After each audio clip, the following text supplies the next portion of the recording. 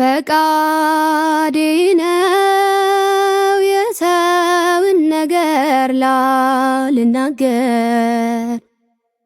ፈቃዴ ነው የሰውን ነገር ላልናገር የኔ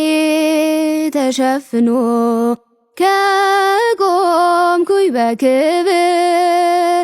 ፈቃዴ ነው የሰውን ነገር ላልናገር ሕይወቴ በሙሉ በኃጢአት ተመልታ